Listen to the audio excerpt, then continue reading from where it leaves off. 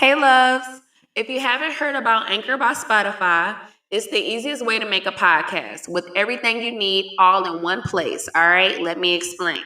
So, Anchor has the tools that allow you to record and edit your podcast right from your phone or computer. How easy is that? When hosting on Anchor, you can distribute your podcast on listening platforms like Spotify, Apple, Podcast, and more, okay? It's everything you need to make a podcast in one place. And best of all, Anchor is totally free. Download the Anchor app or go to anchor.fm to get started. Okay. I'm going to say this one more time. Download the Anchor app or go to Anchor. That's ANCHOR.FM to get started.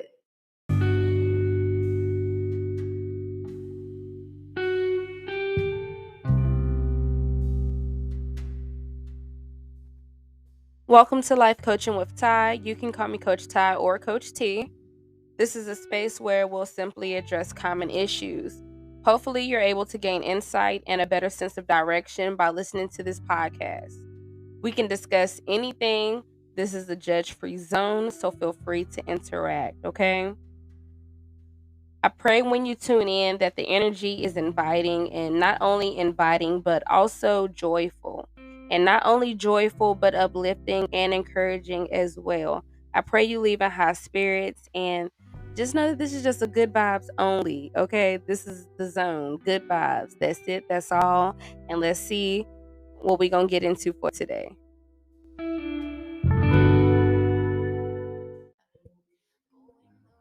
Hello, everyone. I hope everyone is well, okay? So, this is our first episode of, I guess, Let's Vent, okay? Let's see how it all started. Let's go back to the beginning. Um, and this time I'm gonna have some music playing in the back. I do not own rights to any of this music, okay? The artist for today is Janae Aiko. All right, we're just gonna let it ride. We're gonna let it vibe as we talk. Well, as I talk, okay? So I'm telling my story to hopefully help someone else's story or just so someone else know that they're not alone. So if you can relate, this is for you. This is totally out of my comfort zone. May I add? But let's go ahead and get into it, okay? So, um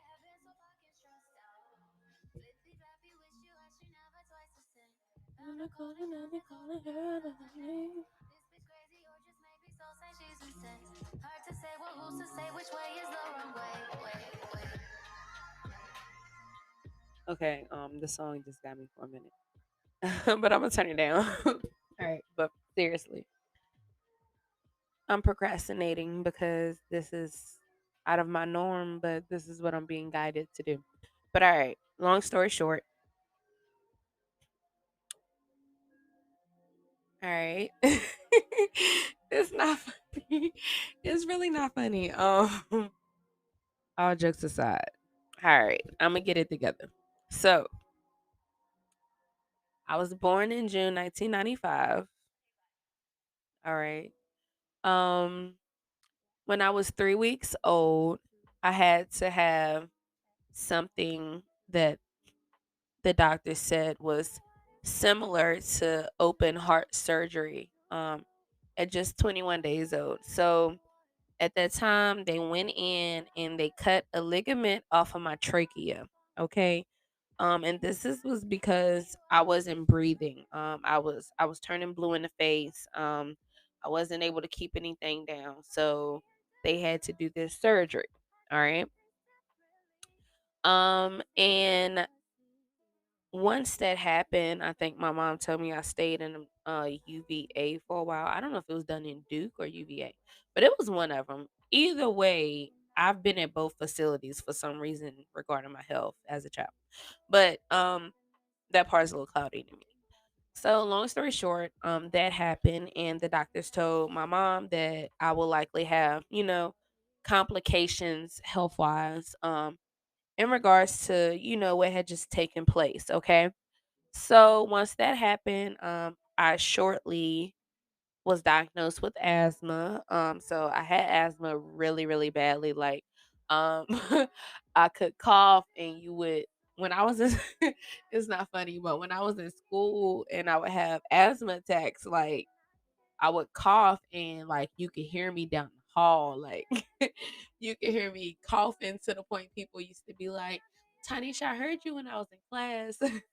I was just trying to make sure you was okay. Like, I don't know. I think back then I used to be a little bit embarrassed by it, but now looking back, I mean, it just was what it was. And from that, not only did I have really bad asthma, but I also, from the moment of that surgery, from a child, ever since then, I had reoccurring pneumonia as well. So anytime that I would catch a cold or anytime someone came around me sick, my immune system was so low that any cold I got turned to pneumonia, like, and not just, I'm talking about not the pneumonia that you cure from home, the pneumonia where you're in the hospital for about 4 days to a week, okay, antibiotics, steroids, to stay hydrated, the IV bags, fluids, because usually when you get that, you don't really want to eat. Well, I never wanted to eat. Um, And so that process, over and over again, it was interesting, I'd say, for the most part. Um, as a child, I never really thought that, like, I might die this time if I never thought that, when I used to catch, like, pneumonia or had asthma attacks, like, I don't know, that wasn't my thought. But as, like, I got older, and doctors, going to see different doctors, they'll look at my report and they'll be like, "So, this happened since then, this," and they're like, I guess, I don't know, I saw the fear in other doctors versus them the faith, if that makes sense, alright? And this whole process went on until I think the last time I caught pneumonia and had to be hospitalized, I was probably about maybe 23, 23. How old am I? Hold on. All right, no, I think around 23, 22, 23, 24. In that range was the last time that I caught pneumonia and had to be hospitalized for it. And that's also around the same times I started doing different things for health, and resulting to, different things. And I'll go into that later as well. But when I was 7, there was a moment when I had to get a I don't want to say this incorrectly, a a bronchospis. Yeah, I ruined that. I'm embarrassed. But what I knew it was, I had to get a procedure done called a bronch. And if you understand the bronch, you can look up the rest if you need to know the rest. Okay. And this is where they took a tube down my nose, trying to get the fluid, the mucus, or whatever it was that was causing me to keep having this double pneumonia, this reoccurring pneumonia, these constant health problems.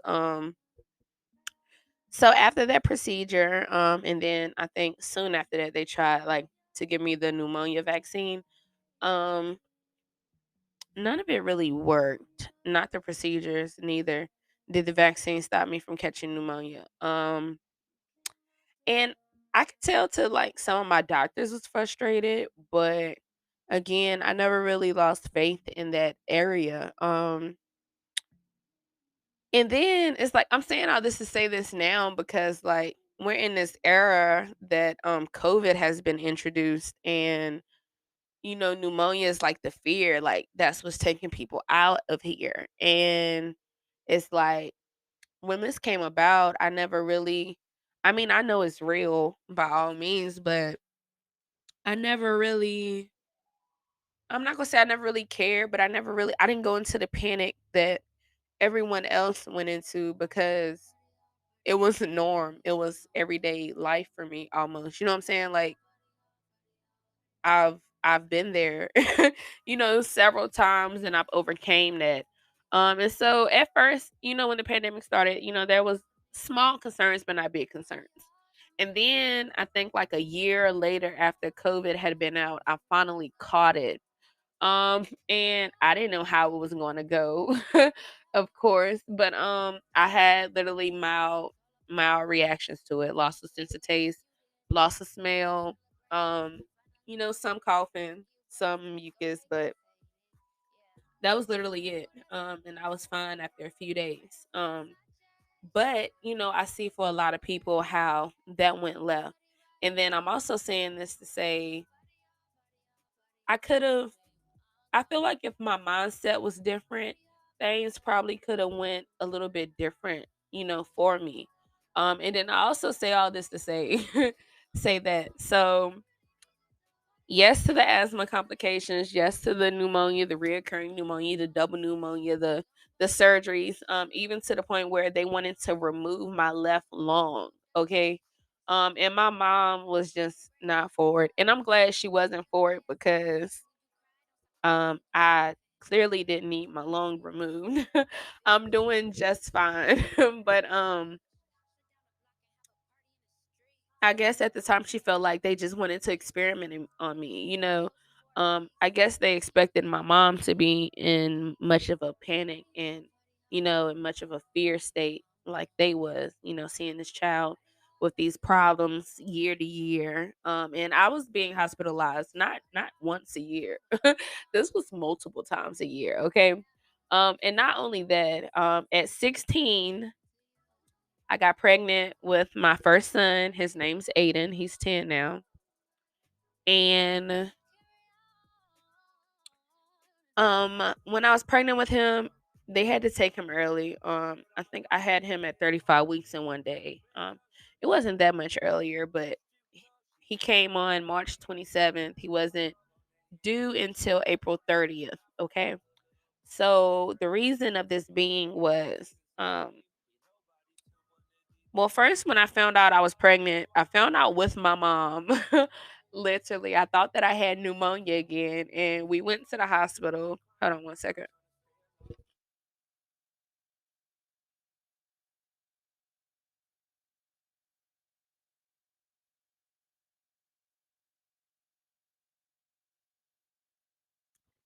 I really hope. Okay. I really hope you was not able to hear me blow my nose like that. But these allergies, honey, I just had to. But dang, where did I leave off? Okay.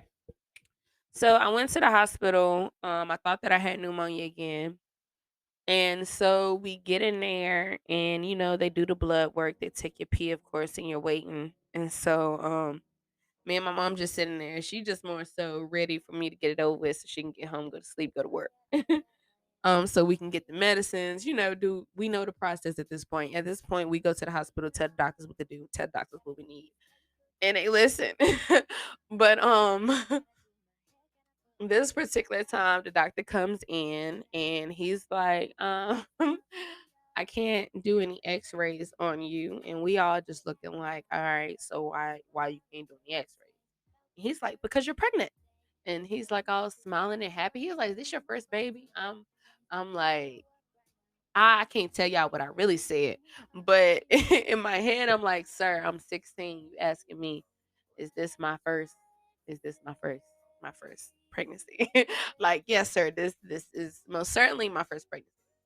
All right. So the backstory to that is I went to the hospital thinking I'm having pneumonia because I'm having chest pains, shortness of breath, etc. But they're telling me I'm pregnant. But they're also not telling me that I don't have pneumonia. They just telling me that they can't. I gotta pick a side. You know what I'm saying? Like you gonna do what's best for this baby, or you want to see how things go. All right. So boom, bam, boom. Long story short, when he did say that, my mom just bust out. She was like, "WTF? Like what the?" and walked out like she was flabbergasted. And when she walked out, like she told everybody in a short time frame because we was not in the hospital that long. But baby, everybody just knew that I was just impregnated. And that's another conversation for another day and some more lessons. But let me stick to the top. Stick to the subject. All right, so basically I went through that pregnancy, mild complications, but towards that third trimester, it got really bad for me because clearly, like we've been saying, I know how I feel when I have pneumonia.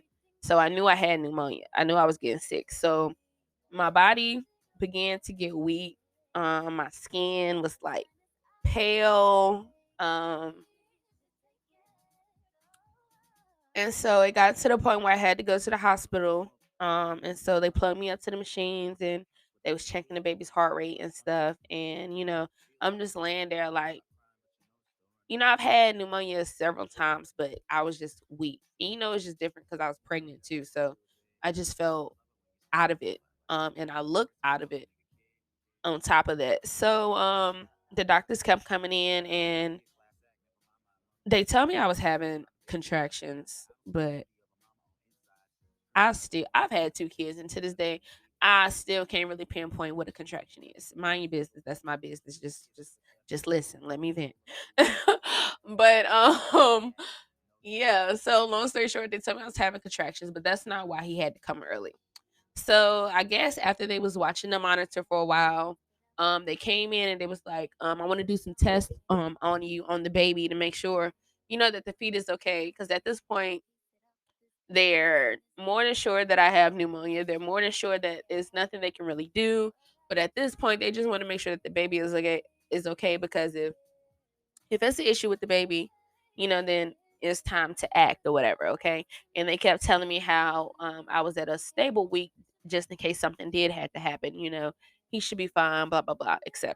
All right. So they came in and did these tests. It was 5 different tests they had to do. Long story short, out of the 5 tests, they said that my son only passed one of them, okay? And there was again like that. Well, I guess it just goes back. I guess I've been like an empath all my life. I could just feel energy and feel, emotions and stuff. So I think that's how I know when like certain doctors was scared or when they thought I was gonna die and didn't really want to tell me I was gonna die or something like that. But that was definitely one of those moments. Because that man was looking at me like like I'm not trying to, panic you, but we got to get you into surgery immediately. All right. So I'll be honest, at that point I was scared. I done finally got scared because like I'm already 16 and pregnant. Not only am I 16 and pregnant, I'm 16 and pregnant by myself. Like no doctor's visits, no nothing, no contact, no just out here pregnant by myself. And and possibly, might be ready to lose myself or my child, okay? So I do remember in that moment, like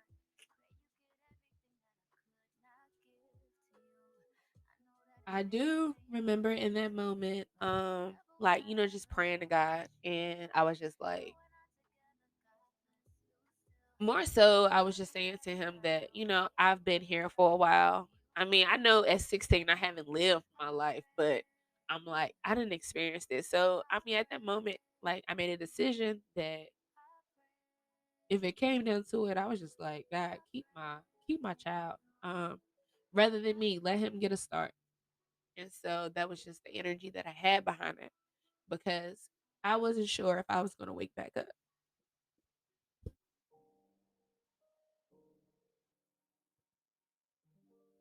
But I did wake back up.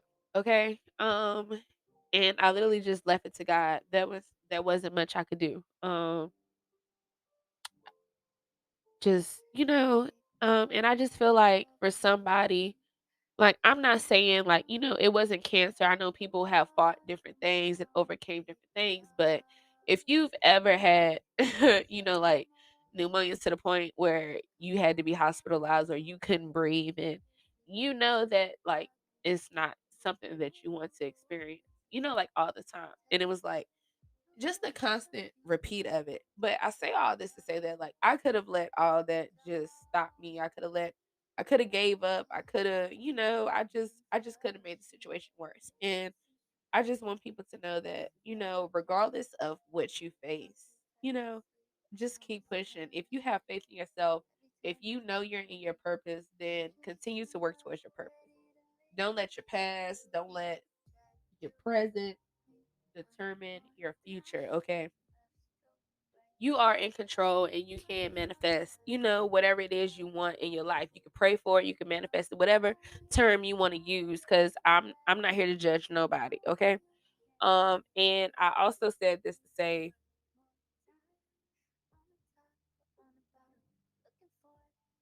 you just have to overcome battles and you have to overcome obstacles, okay? They're gonna always be there. And as far as my asthma and the reoccurring pneumonia, like I said, it's been a few years since I've had those type of issues. But things that I've changed, I say when I turned about like 21, 22. I used to drink a lot of alkaline water. I was trying to, be healthy. I always drank a lot of water, but I tried to make sure it was alkaline. Then later on, I switched from alkaline to spring water. Okay, so I drank a lot of spring water. And not only that, I've also began taking sea moss. Okay, I've been taking sea moss for a while now. That makes a big difference. I barely even get colds. Let alone pneumonia. I'm not saying it can't happen, but since I've made these changes, I'm not on any type of medication for my asthma. I'm supposed to be taking, well, at least have a rescue inhaler or something close by. I don't have that. I don't use any of that. I don't use anything that was prescribed to me. No medications unless it's spring water or sea moss. And not only sea moss, I also do herbal teas. I'm more so getting into like holistic healing, fresh fruits, trying to get on an alkaline diet. So like, I mean, that's just the stuff that I've taken to try to make a difference. And like I said, I haven't seen a I haven't experienced those same problems since I've made some of those changes. And yes, I do have some more changes to make, but if you have another day, if God has given you another day after a day that you thought you wasn't going to make it, please make the best of it. That means that it's not over yet. It means that you still have something to do. It means you still have someone to be there for. It means you still have someone to teach to. You still have someone to guide. You still have someone to uplift. You still have someone to love, okay? And I hope that you all enjoyed this. This is different. This is it. We didn't even hear too much of the music, but yes, if you do hear me snotting, I guess I feel like I'm congested. Like I feel it all in my nose and my head. So my sinuses is getting the best of me, but I was led to share this amongst other things. This is just, I guess this is the start. This is the beginning, and we'll see where the rest goes.